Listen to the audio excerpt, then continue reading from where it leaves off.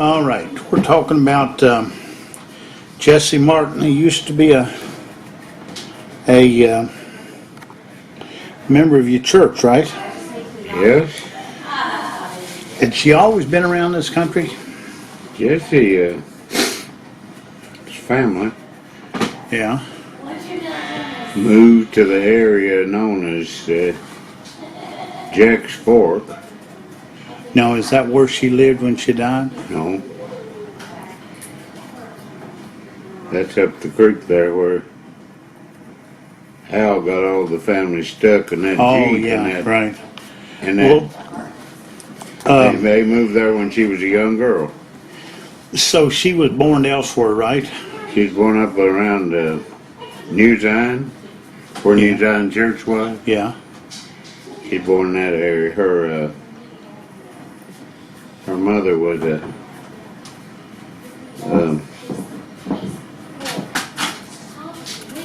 harp. Okay. Now, what brought her to her home, to her place? I figure that that is where, or close to where her husband was raised. Yeah. How long did she live with him? He died, right? Mm-hmm. She was a widow.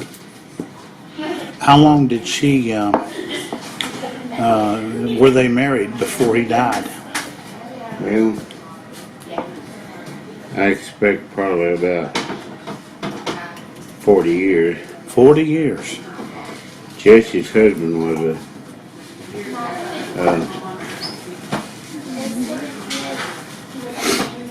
World War II veteran, Oh, really? and he was disabled. So had he been injured in World War II? He was injured in World War II. He had some disabilities, enough that he drew a check, Yeah. and enough that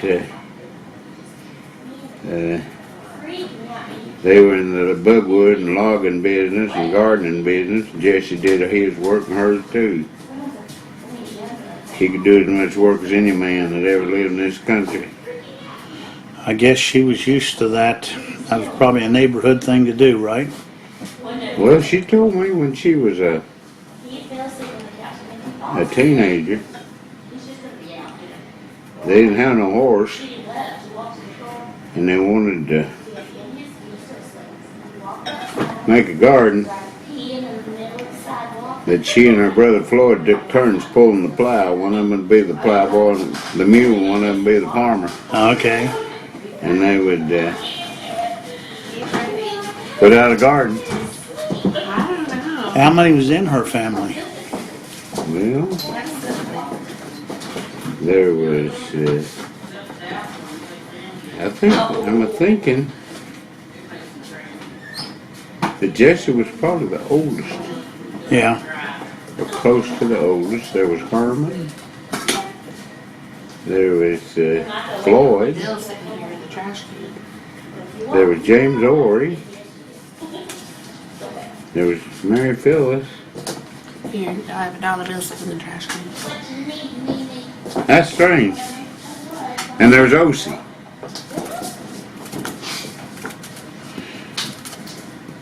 Well, how many kids did Jesse have?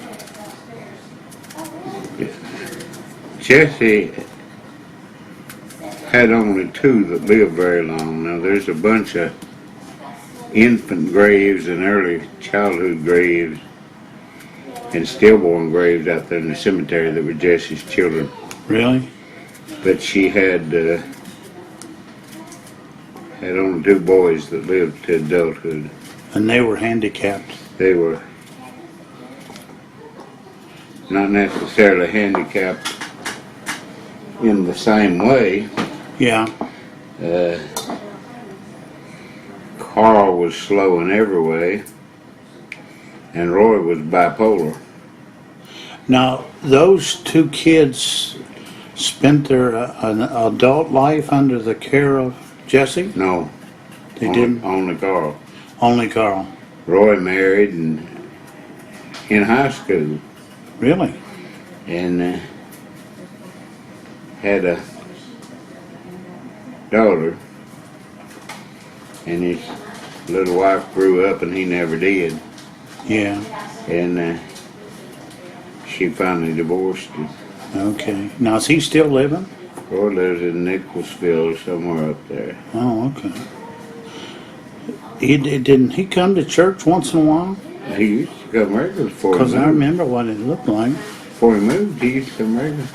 So she took care of Carl for how many years? 70? But 60. About 60. Carl didn't live to be 70. Yeah. So did they basically just make their living from gardening and maybe a little check from the VA? Yes, she had in her retirement 4 checks. She had a VA check. She had a Medicaid kind of check, and Carl had a check, and Carl had a VA check for his dad's support. Oh, okay. But she scratched out her living. Originally, they were Bugwood people Yeah. when Marion was alive. Well, now was that a pretty big farm that they lived on? It was all woods, but 60 acres or so. Yeah. And see, they made a living by cutting pulpwood. Yep. So when Jesse's husband died, how long ago would that have been? Well, Jesse's husband died in the 70s, I think. Jesse's husband died before my parents died, Yeah. and they died in the early 80s. Now, when did Jesse start coming to church? She's come around before I did. Really? Jesse and Delphine Malone were saved in the same revival as teenage girls and baptized in the creek, the same baptizing. Really? Yeah.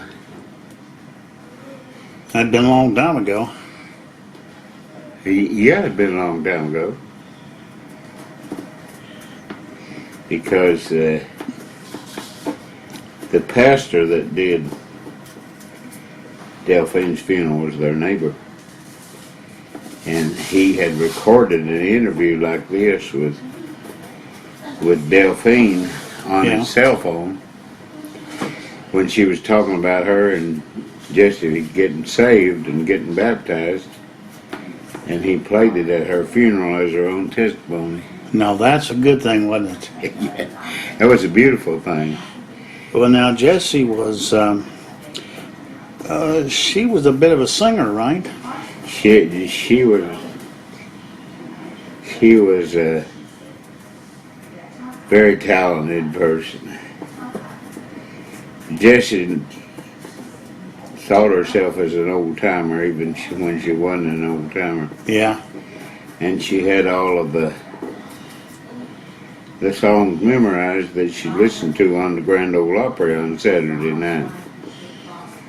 So apparently she liked the Louvin brothers. They She sang that Insured Beyond the Grave. liked Little Jimmy Dickens, and we could sing Take an Old Cold Tater and Wait when we was driving along in the bus or sleeping at the foot of the bed.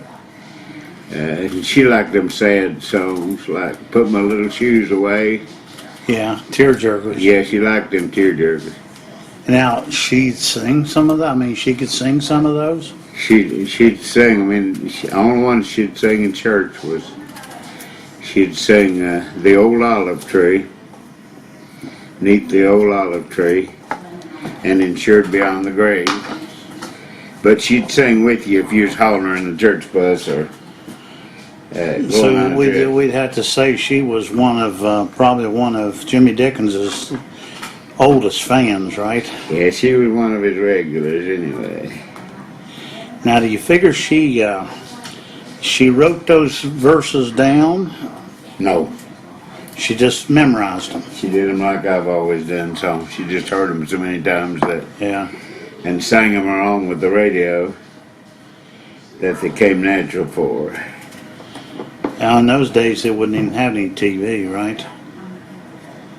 Jessie didn't have one when she died. Really? She had one, but it wasn't hooked up. Yeah. Well, she was a sweetheart of a woman. She really looked the part of a 1940s lady. Now, let me tell you a little Jessie's story. Jessie considered herself to be an herbist, Yeah. and she collected roots and berries and made medication and poultices and all of these kind of things. She had Larry Day, that used to be their pastor, had a little home repair business. She had him doing some repair work about her home. And Larry made the mistake of saying his back hurt. Oh, really? So Jessie said, "Brother Larry, just let me make you a post. I'll take care of that backache. You'll be feeling better time you get home." So Miss Jessie, she goes in and she whips him up a poultice and applies it to his back. Larry gets in his pickup and heads back toward Corbin through the country. Farther he gets, the hotter he gets. The Yeah. hotter his back gets. Time he got to Redbird, his back was so hot he got out and went in the river to wash the heat off. Wash it away. Yeah. Well, did it help his back? Back felt just fine. Now, she also would make these little wicker things, right? Willow baskets. What were they called? She made them out of willow, Yeah. the little twigs on willow trees. Yeah. She said that to do them, the willows had to be picked when they were green so that they wouldn't dry and break when you. Because she was going to weave them in She was the going to weave them basket. into these pretty baskets. The willow baskets that Jessie made, I would say if you were a crafter and if you were up in craft country, they'd be worth $50. Yeah. She sold them for $15. Yeah. But it probably took her an awful long time to make them. I'm sure it did. Did she sell many of them? No, Yeah. gave them one. Gave them away. So you figure she had some medicinal remedies in her bag? If you went to her for a problem, she'd give you something. I don't know whether they worked or not, but she had them. She had studied it. And she got very angry when Carl had to move to Compacare that they wouldn't give him the medication she sent over there for him. Oh, really? She wanted him to have a couple of pokeberries every night Uh-huh. and a raw egg every morning mixed up in his drink. And she fell out with them because they wouldn't give her medication. Carl was her one to experiment on. Yeah. Well, she kept him alive for a long time, didn't he? Yeah, really, Jessie overprotected Carl. Yeah. If Carl could have gone and been in our generation and gone to the schools that handicapped people go to in this generation, he could have held a job and been a productive member of society. Yeah, she was definitely protective of him.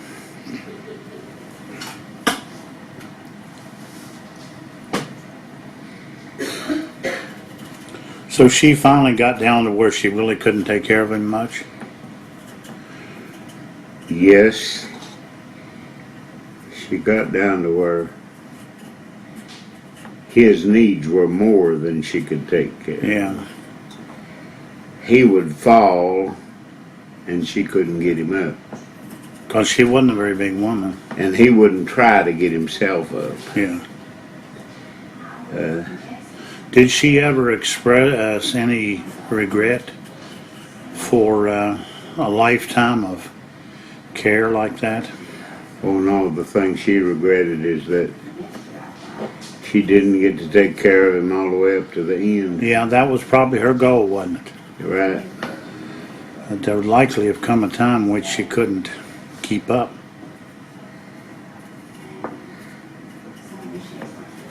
I gave Jesse, we had a extra pot of flowers one day at church at Mother's Day. And gave them to Jessie and called her the most devoted mother Yeah, well, that is the highlight of her life. because of all the things she had done Yeah. for her I mean, from the son. time the child was born till, what'd we say, 70? Probably I think he lived to 62. 62. I think she took care of him 58 years. That's hard to imagine. Never had any respite help or anything like they do now. The only thing she did on occasions, send him out to daycare programs Yeah. where the bus would pick him up in the morning and bring him back at night. And he would have enjoyed that. Yeah, he actually found him a girlfriend. Oh, really? And he was going to that Horizon program over in Whitley City. And his girlfriend had a heart attack and died. Oh, And it broke his spirit. He didn't want to go back no more he didn't want to be a part of the day program. because she wasn't there. Yeah. Wonder if he ever told Jesse about that girlfriend. Yeah, I think so. Really? But he loved the Williamsburg program. They were good to him. They loved him. And the Williamsburg program on Wednesday in the daytime, they take them all to church. And this one church has a ministry for them where they get to sing and they get to give their testimony and they get to make prayer requests. Yeah. That was the highlight of Carl's week. He didn't sing and he didn't give his testimony, but he liked going to church.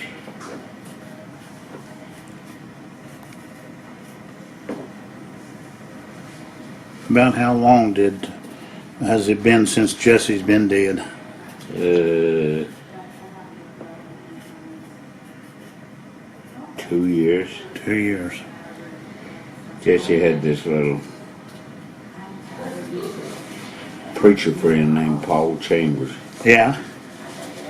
and she wanted him to, when Carl died, she wanted him to have part in Carl's funeral. She had this thing made out. She was gonna have Paul Chambers and Larry Day, who had taken Carl to the hospital and helped Jesse through the years.